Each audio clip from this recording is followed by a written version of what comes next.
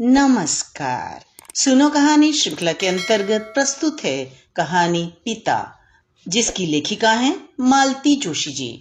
पिता नहीं रहे, बाबा, बाबूजी, डैडी, पापा, कुछ भी नहीं। जब भी जिक्र हुआ है सिर्फ पिता ही कहा गया है, पिताजी भी नहीं।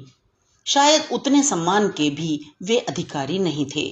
नानी तो हमेशा बाप ही कहती रही, सुमी का बाप उस घर का सबसे चर्चित और तिरस्कृत मुहावरा था। तो पिता नहीं रहे। उनकी मृत्यु का समाचार ऐसे समय आया जब हम लोग उनके अस्तित्व को करीब करीब भूल ही चुके थे। न चाहते हुए भी मेरे शांत जीवन सागर में कुछ तरंगें, कुछ हिलोरें आ गईं। मैं बेवजह उदास हो गई। यूं उदास होने के लिए पिता की मृत्यु एक खासी वजह थी, पर उस तरह का रिश्ता तो हम लोगों के बीच कभी रहा ही नहीं। मुझे तो उनकी शक्ल तक याद नहीं है, फिर भी मन उदास हो गया। शायद इसलिए कि इस दुखद समाचार को मन उस आंतरिकता के साथ ग्रहण नहीं कर रहा जो कि एक बेटी के लिए जायज है। मैं अन्य मनस्क सी हो रही थी और डर भी रही थी कि अगर शाम तक मेरा मूड ठीक नहीं हुआ तो साहब बहादुर घर आते ही शुरू हो जाएंगे। परेशान सी लग रही हो, क्या बात है? कुछ भी तो नहीं। मम्मी वगैरह तो सब ठीक है ना? अभी इतवार को ही तो दीदी का फोन आया था। फिर क्या बात है? चेहरा इतना उतरा हुआ क्यों है? कुछ नहीं, बस थक गई हूं। आजकल जल्दी थक जाती हूं। चलो चेकअप करवा लेते हैं। नहीं, अभी उतनी नौबत नहीं आई है। मैं तंग आकर कहती हूं, तब जाकर यह जिरह बंद होती है। गुस्सा आता है कि जरा सी बात भी इनकी नजरों से नहीं छिपती। कई बार तो चिढ़कर कह देती हूं, क्या मुसीबत है, इस घर में कोई मन भरकर उदास भी नहीं हो सकता? उदास होने पर पाबंदी नहीं है डार्लिंग, ये मुझे अपने पास खींच कर कहते हैं। I just want to share it and I want to enjoy it all by myself. वे हंस देते हैं, एकदम स्वच्छ निर्मल हंसी। और हंसने की तो बात है ही, उदासी भी कोई एंजॉय करने की चीज है। उन्हें दुख होता है। हैरत होती है कि सुख के इस अथाह सागर में भी मैं दुख के कण कहां से बीन लेती हूं। इसलिए शुरू हो जाते हैं, मम्मी की याद आ रही है, शुभम का रिजल्ट आया है, शगुन ने दिन भर बहुत परेशान किया। मतलब यह है कि उदास हो तो कारण बताओ। इस कारण बताओ नोटिस पर मैं खींच जाती हूं। पति का इतना अधिक संवेदनशील होना भी भार लगने लगता है। और मम्मी को हमेशा यह शिकायत रही कि उनके पति के पास संवेदना नाम को भी नहीं थी। हद दर्जे का आत्म केंद्रित व्यक्ति था वह, दूसरों के सुख दुख से एकदम अनजान। घर उनका था, वे स्वामी थे। मम्मी पत्नी कम, नौकरानी ज्यादा थी। नौकरानी जिसे तनख्वाह न देनी पड़ती हो। मेज संवारने से लेकर सेज संवारने तक का हर काम खुशी खुशी करना उनका फर्ज था। पति के जूते तक उन्हें उतारने होते थे, साफ करने होते थे, जबकि वे खुद पैर की जूती से ज्यादा कुछ नहीं थी। यह जुमला बराबर उन पर फेंका जाता था, पैर की जूती। जब चाहा पहन लिया, जब चाहा उतार दिया। शेष समय घर के कोने में पड़ी रहने को अभिशप्त। एमए, पीएचडी मेरी माँ कैसे और कहां यह सब सहन कर गई, सोचकर आश्चर्य होता है। पर सहने की भी एक सीमा होती है। उस सीमा के पार हो जाने के बाद क्षण भर भी उस घर में सांस न ले सकी। अपनी दोनों बेटियों को गोद में उठाकर सीधे नानी के घर आ गईं। कुल 8 साल के वैवाहिक जीवन का पटाक्षेप हो गया। उस समय दीदी 5 साल की और मैं महज 2 साल की थी। इसलिए मेरे मन में न पिता की और न पिता के घर की कोई स्मृति बाकी है। भाई के घर में हमेशा निभाव होना कठिन था। मम्मी इस बात को जानती थी, इसलिए सुविधा और संयोग जुड़ते ही उन्होंने अपना स्थानांतरण भोपाल करवा लिया। आते समय नानी को भी साथ लेती आईं, ताकि उनके भरोसे लड़कियों को छोड़कर निश्चिंतता से नौकरी कर सकें। जब से होश संभाला, नानी को सदा अपने पास ही पाया है। मम्मी की व्यथा कथा भी उन्हीं से सुनी है। नहीं तो मम्मी ने तो बच्चों के सामने वह अध्याय कभी खोला ही नहीं। न कभी पिता की निंदा की, न उन्हें याद किया। नानी ही जब तब उन्हें कोसने लगती तो वे थके स्वर में कहती, अब रहने दो अम्मा, तुम अपनी जुबान क्यों गंदी करती हो? नानी कहती, लल्ली मेरी जान जलती है तभी ना गालियां निकलती हैं। मरे ने मेरी सोन चिरैया की जिंदगानी मिट्टी कर दी। बाप के रहते बेटियां अनाथ हो गईं। नानी का जब मूड खराब होता तो उन रिश्तेदारों की भी शामत आ जाती जिन्होंने यह संबंध सुझाया था। मरो ने हवा तक नहीं लगने दी कि लड़के का चलन ठीक नहीं है। पता नहीं किस जन्म की दुश्मनी निकाली थी। ईश्वर करे उनकी बेटियों को भी ऐसा ही नरक नसीब हो। नानी किसी तरह चुप न होती तो मम्मी मुझे खींचकर दूसरे कमरे में ले जाती और कहानियां सुनाने लगती। मैं बड़ी बड़ी आंखों से मम्मी को देखते हुए दूसरी ही कहानी बुनने लगती। उस कहानी में न राजा रानी होते न परियां होती। उन कहानियों में अनजान आदमी राक्षस या दैत्य की शक्ल में होता और मेरी नाजुक सी गुड़िया सी माँ चुपचाप उसके अत्याचार बर्दाश्त कर रही होती। बचपन में पिता की कल्पना मैंने हमेशा दैत्य के रूप में ही की, पर जब कुछ बड़ी हुई तो उन्हें मानवाकार देने की कोशिश की, पर कल्पना में कोई चित्र भी नहीं उभरता था। जैसे जैसे समझ आती गई कुछ वाक्य मन पर अंकित होते गए। निम्मी बिल्कुल अपने पिता पर गई है। नाक नक्श रूप रंग कद काठी बिल्कुल वही है।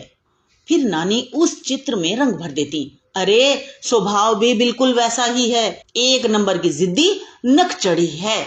सुमी एकदम गऊ है, बिल्कुल अपनी माँ जैसी। यह मरी तो हूबहू बाप का नमूना है। मतलब पिता ऊंचे कद्दावर सांवले तीखे नैन नक्श वाले जिद्दी इंसान थे, जबकि मम्मी नाजुक सी गोरी सी सौम्य प्रवृत्ति वाली महिला थी। लोग कहते हैं ईश्वर जानबूझकर ऐसे जोड़े बनाता है ताकि संतुलन बना रहे, दोनों एक दूसरे के पूरक हो जाएं। फिर इन लोगों की निभी क्यों नहीं? क्या गड़बड़ हो गई? कभी कभी दीदी से मनुहार करती। दीदी बताओ ना, अपने पिता कैसे थे? तुम तो उस समय काफी बड़ी थी ना। दीदी अपने स्वभाव के विपरीत मुझे एकदम झिड़क देती। मेरा दिमाग मत चाटो, मुझे कुछ भी याद नहीं है, ना ही मैं इसकी कोई जरूरत महसूस करती हूँ। फिर धीरे से कहती, दूसरी बेटी पैदा करने के अपराध में उन्होंने मम्मी को जो अमानुषिक यातनाएं दी हैं, मुझे सिर्फ वही याद हैं। दूसरी बेटी मतलब मैं? हाँ तुम। और प्लीज अब इस प्रसंग को यहीं समाप्त करो। दीदी दोनों हाथों से सिर पकड़कर कहती कि वह एक बुरा सपना था जिसे वे भूलना चाहती हैं। दोनों हाथों में सिर थामे दीदी मुझे बिल्कुल मम्मी की टू कॉपी लगती थी। मुझे कभी कभी बहुत दुख होता कि मैं उन जैसी क्यों नहीं हुई, नाजुक छुई मुई सी। नानी कहती, ताड़ सी लंबी हो रही है, दूल्हा कहां से आएगा इसके लिए? लेकिन आश्चर्य, दूल्हा मेरे लिए ही आया। दीदी अनब्याही रह गई। खैर, रिश्ते तो उनके लिए भी बहुत आए। लोग तो 5 कपड़ों में ब्याह कर ले जाने को तैयार थे, पर दीदी को विवाह के नाम से ही चिढ़ हो गई थी। बचपन के जो दृश्य दुस्वप्न की तरह उनके मन पर अंकित हो गए थे, उनसे वे कभी मुक्त नहीं हो पाई। डॉक्टर होते हुए भी वे आगे की पढ़ाई के लिए अमेरिका चली गईं और वहीं बस गईं। दीदी के जाने के बाद मम्मी एकदम अकेली पड़ गईं। कुछ तो नानी की मृत्यु ने ही उन्हें तोड़ दिया था। दीदी के जाने के बाद तो एकदम ही गुमसुम हो गई। दीदी के साथ उनके अंतरंग संबंध थे, उस तरह वे मुझसे कभी जुड़ नहीं पाई। शायद मुझ में अपने पति की प्रतिच्छाया देखती हूँ, या कि मेरे स्वभाव में ही कुछ खोट रहा हो, पर वे हमेशा मुझसे छिटकती ही रहीं। बल्कि उनकी अपेक्षा मैं नानी के अधिक निकट थी। नानी ने कभी सीधे मुंह बात नहीं की, पर उनका प्यार गालियों में ही उमड़ा पड़ता था। नानी की मृत्यु के बाद मम्मी ही नहीं, मैं भी बहुत अकेली पड़ गई थी। जीवन के उस सूनेपन को भरने में अजीत ने बहुत मदद की। यह सचमुच मेरा सौभाग्य था कि जिस समय मन सहारे के लिए भटक रहा था, अजीत सामने पड़ गए, नहीं तो मैं किसी के भी कंधे पर सिर रखकर रोने पर आमादा थी। मुझे तो आज भी इस संयोग पर गर्व और आश्चर्य होता है कि उन दिनों अजीत से मुलाकात हो गई। एक दिन मम्मी से परिचय करवाने के लिए मैं उन्हें घर ले आई थी। मैं चाय बनाने भीतर आई तो मम्मी भी मेरे पीछे पीछे चली आई। बोली, निम्मी, यह लड़का तुम्हारा मित्र ही है या और भी कुछ है? अभी तो सिर्फ मित्र ही है, बाद में शायद और कुछ या बहुत कुछ बन जाए। वे पुनः बाहर जाकर बैठ गईं और चाय के दौरान उन्होंने बहुत सहज भाव से कहा, अजीत, नमिता ने शायद तुम्हें बताया होगा कि मैं और उसके पिता वर्षों से अलग हैं। उसके जहन में तो शायद उनकी कोई तस्वीर भी नहीं होगी, क्योंकि उस समय वह बहुत छोटी थी। नमिता ने मुझे कुछ नहीं बताया, शायद कभी जिक्र ही नहीं चला। और आप भी मुझे यह सब क्यों बता रही हैं? इससे क्या फर्क पड़ता है? फर्क पड़ता है इस तथ्य को जब तुम जान लोगे तब तुम्हें उसे समझने में आसानी होगी।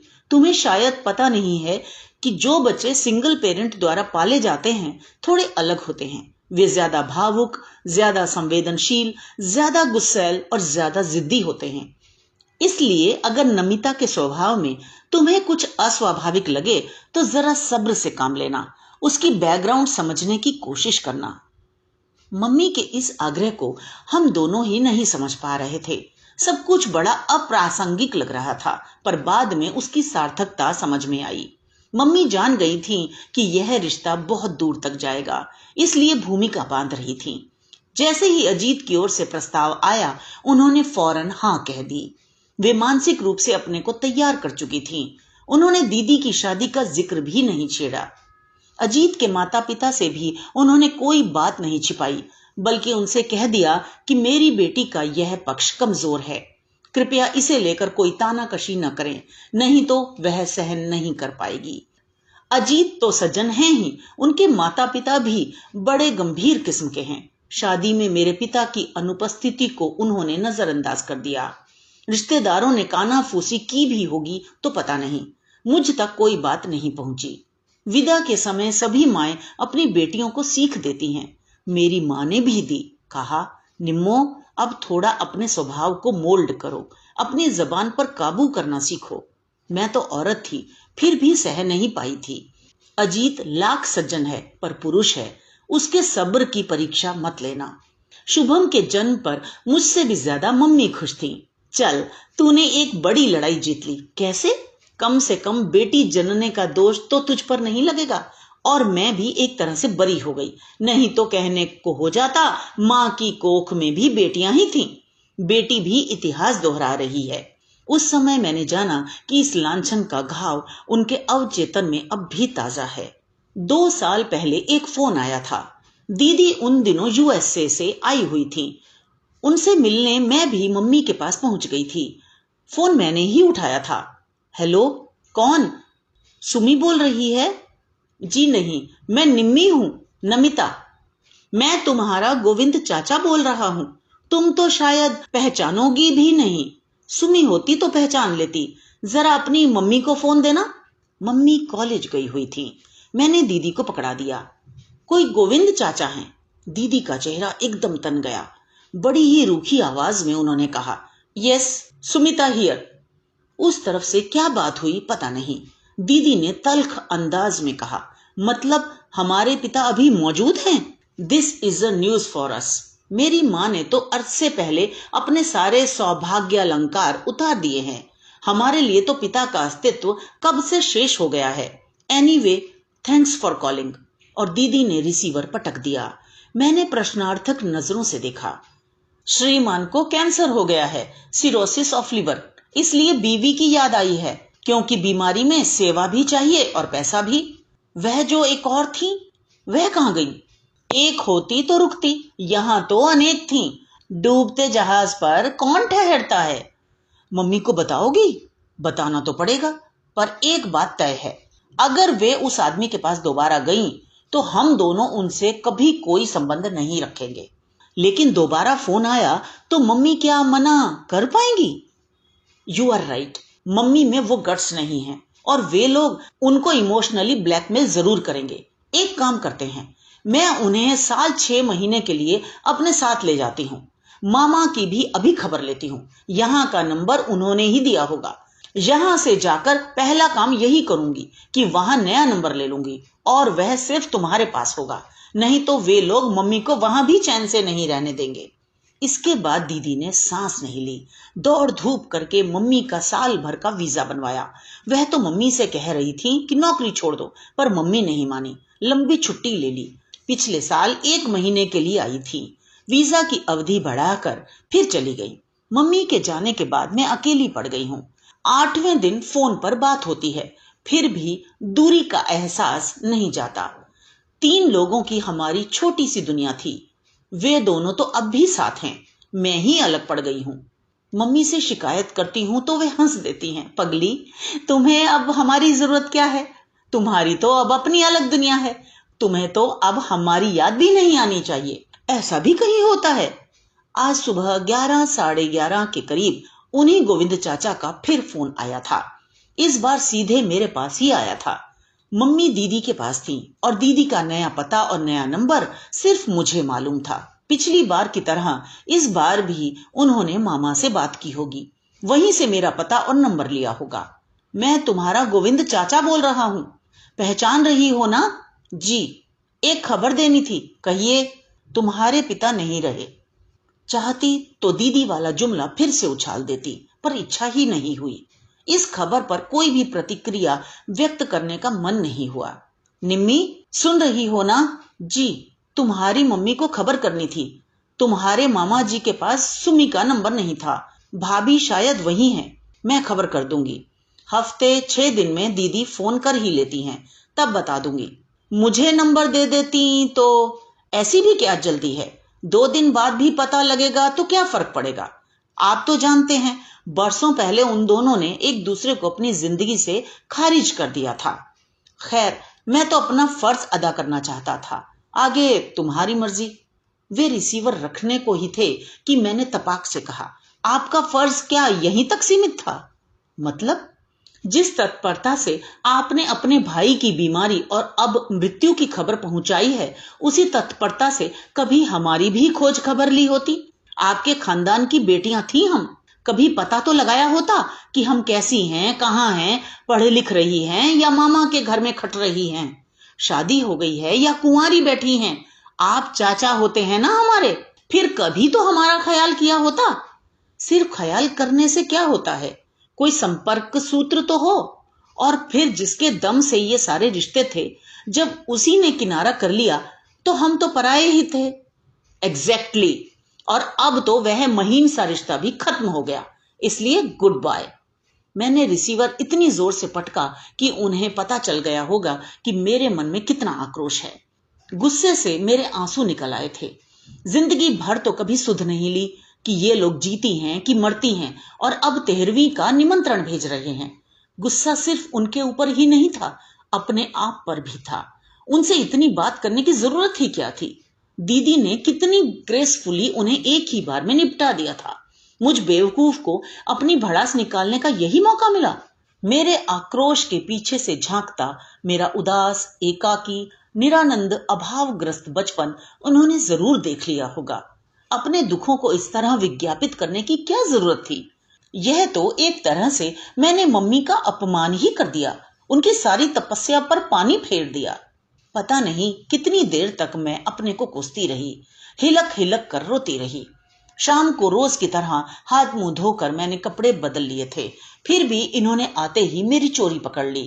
क्या बात है, लगता है दिन भर रोती ही रही हो। मैं एकदम फट पड़ी। तुम सीआईडी में भर्ती क्यों नहीं हो जाते? बेकार दफ्तर की फाइलों में अपनी प्रतिभा जाया कर रहे हो। Thanks for the compliments madam, पर आपका चेहरा इतना पारदर्शी है कि कोई अंधा भी उसे पढ़ सकता है। मैं तो फिर भी 2 आंखें रखता हूँ। किचन में एक गिलास भी टूट जाता है तो मुझे पता चल जाता है। टेलर अगर तुम्हारा ब्लाउज बिगाड़ देता है तो मैं जान जाता हूँ। आज तो सचमुच कोई गंभीर बात हुई है, क्योंकि तुम दिन भर रोती रही हो। ठीक कह रहा हूं ना? रोने पर पाबंदी है कोई? पाबंदी नहीं है, पर पूछना तो मेरा फर्ज है ना। पति हूं तुम्हारा। मन हुआ चीख कर कह दूं, भाड़ में गया तुम्हारा फर्ज, प्लीज लीव मी अलोन। पर मम्मी की सीख याद आ गई, जो उन्होंने सगाई पर, शादी पर, अमेरिका जाते हुए दी थी। कहा था, निम्मी, अपनी जबान पर, अपने गुस्से पर काबू रखो। ये छोटी छोटी बातें ही गृहस्थी में दरार पैदा करती हैं। माना कि अजीत बहुत सज्जन है, सहनशील है, पर चंदन भी कभी कभी आग पकड़ लेता है। इसलिए कहती हूं, अपने लिए, अपने बच्चों के लिए थोड़ा जब्त करना सीखो। मम्मी की याद से ही मेरा गुस्सा ठंडा पड़ गया और मैंने सूखी हंसी हंसकर कहा, फर्ज पूरा हो गया श्रीमान जी, अब थोड़ा चाय नाश्ता हो जाए। सौभाग्य से उसी समय बच्चे भी आया के साथ घूमकर वापस लौट आए। माहौल एकदम खुशगवार हो गया। रात का खाना भी उसी प्रसन्न वातावरण में हुआ। उस रात टीवी खोलने का मन नहीं हुआ। शगुन को थपकते हुए मैं बरामदे में आ बैठी। ये भी सामने वाली कुर्सी पर बैठ गए। शुभम उनकी गोद में चढ़ बैठा। दोनों बच्चे निंदियाए हुए थे। सोने में 10 मिनट भी नहीं लगे। हम लोग थोड़ी देर इधर उधर की बातें करते रहे। फिर मैंने एकाएक कहा, आप शाम को ठीक कह रहे थे, आज एक गंभीर बात हो गई है। क्या? मेरे पिता नहीं रहे। ओह, उन्होंने कहा और चुप हो गए। शायद सोच रहे होंगे कि सांत्वना क्या कहूं, या फिर सांत्वना दूं भी कि नहीं। बड़ी देर बाद बोले, तुम्हारी मम्मी ने मना किया था, इसलिए आज तक मैंने कभी उनका जिक्र नहीं छेड़ा, लेकिन आज अगर चाहो तो उनके बारे में बात कर सकती हो, मन हल्का हो जाएगा। बात करने को है ही क्या? मैंने कसैले स्वर में कहा। मुझे तो उनकी शक्ल तक याद नहीं है। कुल जमा 2 साल की तो थी मैं जब मम्मी ने घर छोड़ा था। उसके बाद कभी देखा नहीं ना, बस सुना ही सुना, और जो कुछ सुना उससे आहत ही हुई। फिर भी पिता तो पिता होते हैं, अनजाने अनचाहे उनसे एक तार जुड़ा रहता है। नहीं तो तुम रोती क्यों? आप गलत समझ रहे हैं। मैं पिता के लिए नहीं रोई थी, मैं तो अपने लिए रोई थी। मैं उस प्यार, दुलार, सुकून और सुरक्षा के लिए रोई थी जो हर बच्चे का जायज हक होता है, पर वह मुझे नहीं मिला। एक गरीब का बेटा भी अपनी झोपड़ी में सुरक्षित महसूस करता है, अपनों के बीच सिर उठाकर चलता है, क्योंकि उसके सिर पर बाप का साया होता है। हम तो पिता के रहते हुए भी अनाथ थे। मामा की विशाल हवेली में भी अकिंचन, असहाय और बदहाल थे। मामा हमें मजबूरी में पाल रहे थे, पर उनके बच्चों को हम फूटी आंख नहीं भाते थे। हमें अपमानित करने का एक भी मौका वे लोग नहीं छोड़ते थे। हम लोग न अपनी पसंद का पहन ओढ़ सकते थे, न मन भर कर खा पी सकते थे। आजादी से हंसने बोलने की भी मनाही थी। मामी की चौकन्नी नजर हमेशा हमें घूरती रहती थी। उनकी जबान तो एकदम जहर बुझी थी। वे हमें कभी नहीं भूलने देती थी कि हम तीनों उनके टुकड़ों पर पल रहे हैं। दीदी तो फिर भी समझदार थी, पर मैं अक्सर जिद पर आ जाती। तब वे हाथ नचा नचा कर कहती, बाप के घर से क्या बांध कर लाई थी जो मांग रही हो? मम्मी कुछ कहने जाती तो तांडव शुरू कर देती, सबको सुना कर कहती, ऐसा स्वभाव था तभी तो ससुराल में नहीं बनी, अब यहाँ हमारी छाती पर मूंग दलने आ गई हैं महारानी। मेरे बच्चों के मुंह का कौर छिन गया। यूं तो मम्मी कॉलेज में नौकरी कर रही थी, मामा को अपने हिस्से का खर्च भी दे रही थी, पर मामी को संतोष नहीं था। उन्हें तो हमारी उपस्थिति ही खटकती थी। नानी एक ही शहर में दूसरा घर लेने की इजाजत भी नहीं दे रही थी। हार कर मम्मी ने बड़ी मुश्किल से अपना ट्रांसफर भोपाल करवा लिया। लड़कियों का साथ था, इसलिए बेटे का महल छोड़कर नानी भी हमारे साथ आ गई और आखिरी दम तक यहीं रही, लेकिन अपना खर्च बराबर बेटे से लेती रही। कहती, अब आखिरी समय में बेटी की कमाई क्यों खाऊं? उनकी इस बात के पीछे रस्मों रिवाज थे या बेटी की मदद की आकांक्षा, कौन जाने। नानी न होती तो हम लोगों का पता नहीं क्या हाल होता। मैं उन्हें बड़े मनोयोग से अपने बचपन की कहानी सुना रही थी। एकाएक पता नहीं कितनी सारी बातें याद आ गई थी। अपना अकेलापन, मम्मी के आंसू, पड़ोसियों की तानाकशी, सहेलियों की कानाफूसी, रिश्तेदारों का उपहास। यह भी याद आया कि भोपाल आने के बाद मम्मी ने जब अपने सुहाग चिन्ह उतार दिए थे तो हम लोग कितना सहम गए थे। उनका रूप देखकर नानी तो एकदम बिदक गई थी। मम्मी ने शांत भाव से कहा था, अम्मा, लोग तरह तरह के सवाल पूछते हैं, किस किस को अपना इतिहास सुनाती फिरूं? लड़कियां भी परेशान होती हैं। वैसे भी ये चीजें मेरे सौभाग्य की नहीं, दुर्भाग्य की ही प्रतीक हैं। करवा चौथ या तीज पर भी मम्मी व्रत नहीं रखती थी। नानी को उन्होंने समझा दिया था, अम्मा, मैं तो एक जन्म में ही भर पाई हूँ। जन्म जन्मांतर के लिए ऐसे पति की कामना तो मैं बिल्कुल ही नहीं कर सकती। बेतरतीब सी सारी बातें जैसे जैसे याद आ रही थी, मैं सुना रही थी। वर्षों से मन में संचित गुबार लावे की तरह बह निकला था। बिल्कुल रीत जाने के बाद मैं निस्पंद सी कब तक बैठी रही मुझे पता नहीं। कब उन्होंने शुभम को सुलाया, कब शगुन को मेरी गोदी से उठा लिया, कब वे उठकर चले गए, मालूम नहीं पड़ा। हाथ मुंह धोकर जब मैं बेडरूम में पहुंची तो देखा एक बाह पर शुभम और एक बाह पर शगुन को लिए वे सो रहे हैं। दोनों बच्चों ने अपनी बाहें पापा के गले में डाली हुई हैं। नींद में भी दोनों बच्चे एकदम संतुष्ट और आश्वस्त लग रहे थे। मैं निर्निमेष उन्हें देखती रही। क्षण भर के लिए अपने ही बच्चों से मुझे ईर्ष्या हो आई। विधाता ने मुझे इस सुख से वंचित क्यों रखा? फिर से मन में जैसे एक भट्टी सी सुलगने को हुई, पर मैंने जब्त कर लिया। मुझे अपने आप पर शर्म आने लगी। छी, कोई अपने बच्चों से भी जलता है कभी? सो गए क्या? मैंने हौले से पुकारा। वे आंखें खोलकर मुस्कुराए। मैं तो नहीं सोया, पर मेरे ये दोनों हाथ सो गए हैं। जरा मदद करोगी? मैंने बच्चों को अलग करना चाहा तो उन्होंने पापा को और कसकर पकड़ लिया। नींद में भी वे अपनी पकड़ ढीली नहीं करना चाहते थे। मैंने अजीत के दोनों हाथ बच्चों के सिर पर रखकर कहा, आज मुझे एक वचन दोगे प्लीज? क्या? मैं चाहे कितनी ही गलतियां करूं, पर उसकी सजा तुम मेरे बच्चों को मत देना। अगर बर्दाश्त से बाहर हो जाए तो मुझे छोड़ देना, पर इन बच्चों पर अपना हाथ हमेशा बनाए रखना। प्रॉमिस? प्रॉमिस, उन्होंने कहा और मुझे भी अपनी बाहों में भर लिया। तो ये तो थी कहानी। मुझे आशा है आपने आनंद लिया होगा। दोस्तों के साथ भी हमारी कहानियां शेयर कीजिए। तो मिलते हैं अगली कहानी में। धन्यवाद।